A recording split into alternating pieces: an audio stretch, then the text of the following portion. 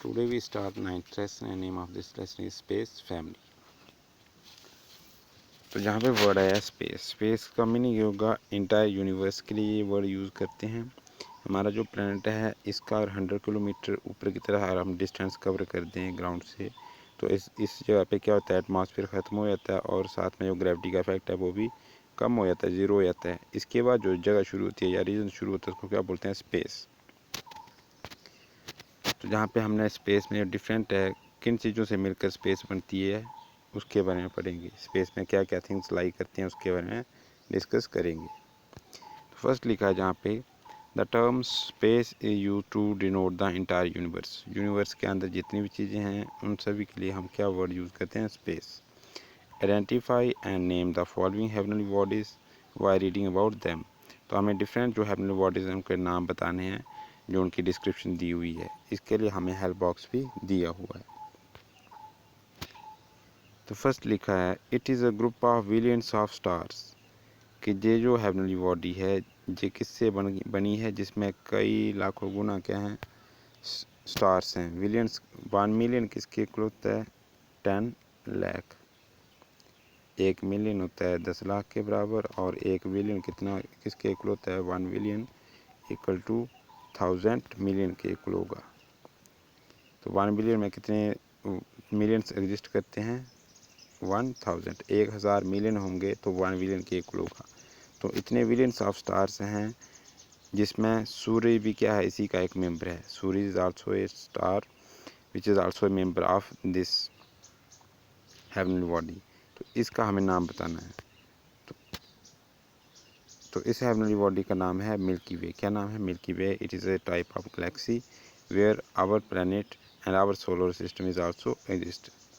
इसी गैलेक्सी में हमारा जो सोलर सिस्टम है, जहाँ हमारा प्लैनेट होता है, वो एग्जिस्ट करते हैं। तो इस गैलेक्सी का नाम है मिल्की वे। मिल्की वे गैलेक्सी है जिसमें बिलियंस ऑफ स्टार्स से बनी हुई है, जिसमें हमारा सूर्य भी इसी का एक मेंबर है। तो इस गैलेक्सी का नाम है मिल्की वे गैलेक्सी। सेकंड पे आता है these are small heavenly bodies that becomes luminous by friction.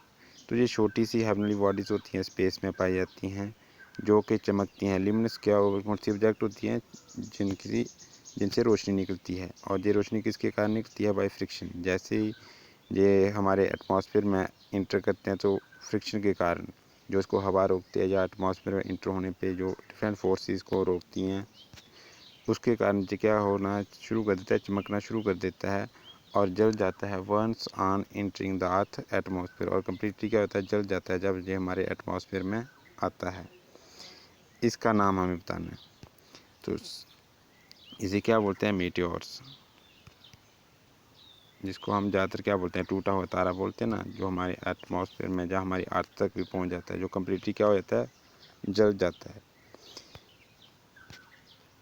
तो वो हेवनली बॉडी जो चमकती हैं जब हमारे एटमॉस्फेयर में इंटर होती हैं ड्यू टू फ्रिक्शन और कम्प्लीटली बर्न हो जाती हैं अर्थ तक पहुँचते पहुँचते, इसको क्या बोलते हैं, मेटेओर्स। थर्ड नंबर पे आता है कि वो ल्यूमिनस, ये भी चमकने वाली ऑब्जेक्ट्स हैं या हेवनली बॉडीज़ हैं, सेलेस्टियल बॉडीज़ हैं जो चलती रहती हैं स्पेस में, दैट गोज़ अराउंड द सन, और सूर्य के इर्द गिर्द ये भी मूव करती रहती हैं, लाइक आवर प्लैनेट्स, जैसे हमारे जो प्लैनेट है या डिफरेंट प्लैनेट सूर्य के इर्द गिर्द चक्कर लगाते हैं, इवॉल्व करते हैं। इसी तरह से ये हेवनली बॉडीज़ भी मूव करती रहती हैं और चमकती भी हैं, usually with a long shining tail. और जो कहाँ से चमकती हैं, जिसकी ज़्यादातर जो टेल होती है वो ज़्यादा शाइन करती है। तो इस हेवनली बॉडीज़ का नाम बताना है जो ल्यूमिनस है और जिसकी जो टेल है वो ज़्यादा शाइनिंग करती है और मूव करती है अराउंड द सन। तो इस हेवनली बॉडी का नाम है कोमेट।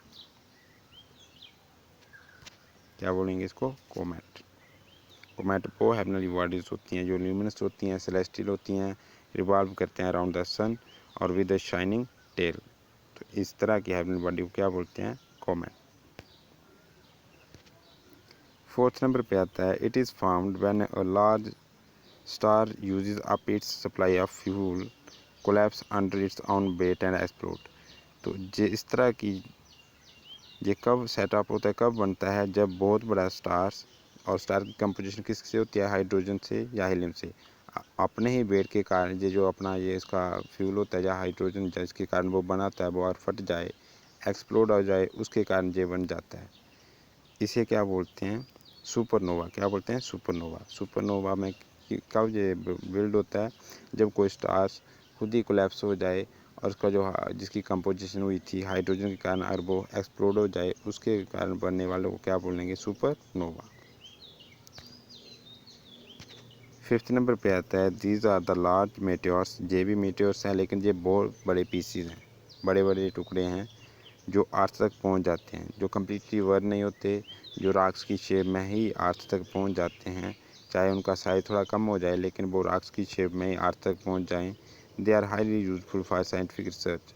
और उसके बाद यही रॉक्स के पीसीज यूज़ करते हैं साइंटिस्ट के स्पेस में किस तरह का मटेरियल है, किस तरह की मटेरियल्स की कंपोजिशन रही है, उसको यूज़ करते हैं साइंटिस्ट।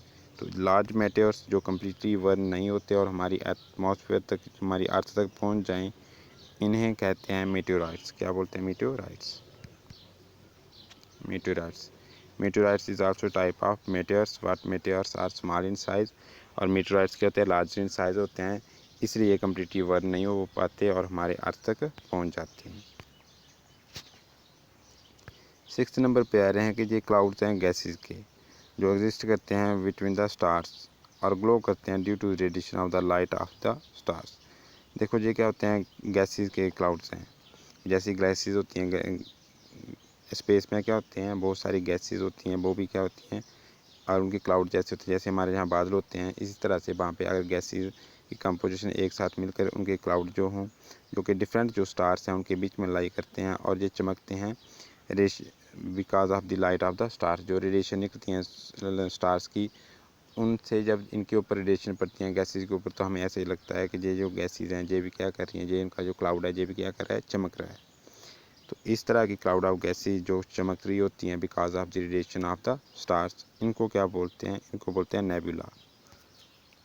नेबुला जो किससे बनते हैं? क्लाउड ऑफ गैसेस होते हैं और जो चमकते हैं because of the radiation of stars. सूर्य की और जो स्टार्स हैं उनकी रोशनी जब इन गैसेस के ऊपर पड़ती हैं तो इनको देखने पे ऐसा लगता है कि ये भी क्या कर रहे हैं? शाइन कर रहे हैं।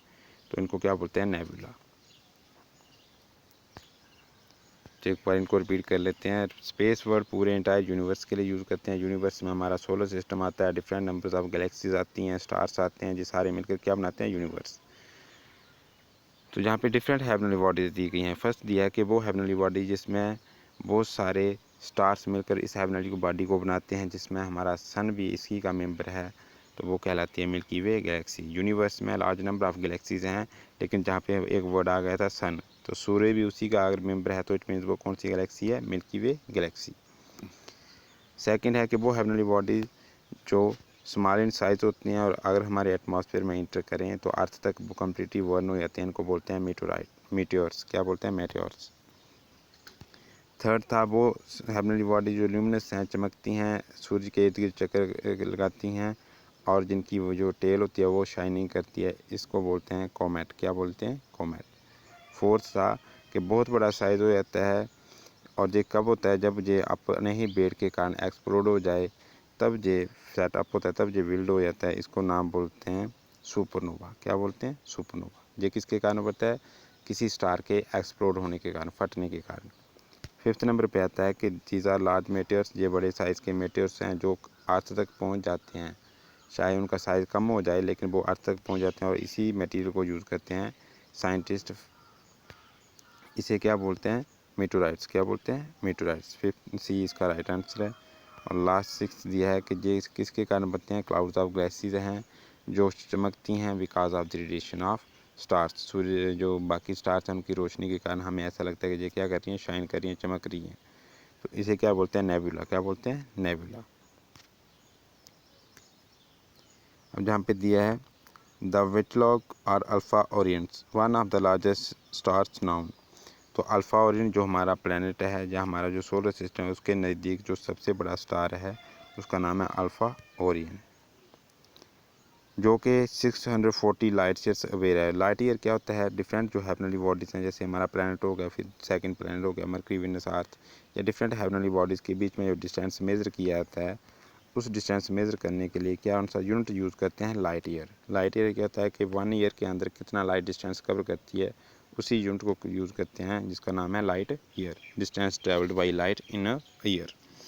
तो कितने दूर है अल्फा ओरियन हमारे सोलर सिस्टम से, हमारे प्लैनेट से, अर्थ से कितनी दूर है, 640 लाइट ईयर्स है। हमारे प्लैनेट अर्थ से alpha Orion 640 light years away है, दूर है, इतना ये डिस्टेंस दूर है। It is the second brightest star in the constellation Orion, और ये दूसरा सबसे चमकने वाला स्टार है ओरियन में। तो कॉन्स्टलेशन क्या होती है, कॉन्स्टलेशन डिफरेंट पैटर्न्स होते हैं जो स्टार्स सेटअप करते हैं, उसका ये सेकंड सबसे चमकने वाला स्टार है और 9th ब्राइटेस्ट स्टार है इन द स्काई। और अल्फ़ा ओरियन जो है उसका ये सेकंड लार्जेस्ट है, और अगर पूरे स्काई में देखा जाए, पूरे आसमान में देखा जाए, तो अल्फ़ा ओरियन जो आता है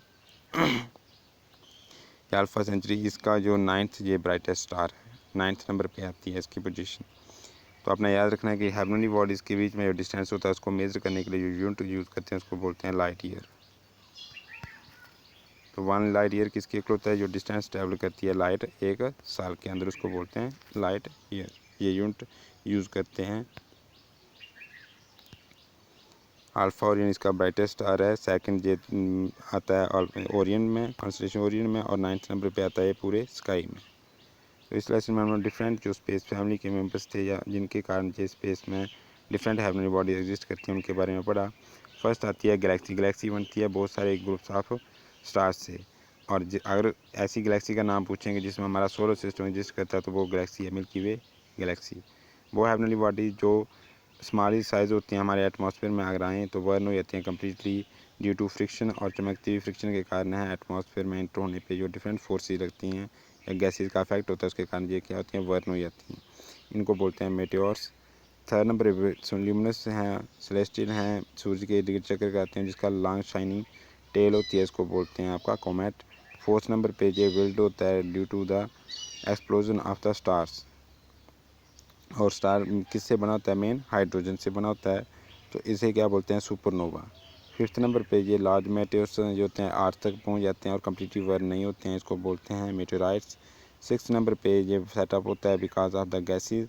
ये गैसेज हमें जो क्लाउड ऑफ गैसेज होते हैं ये शाइन करती हैं because of radiation of stars. Star से निकलने वाली रेडिएशन के कारण ये शाइन करती हैं, इनको बोलते हैं नेबुला।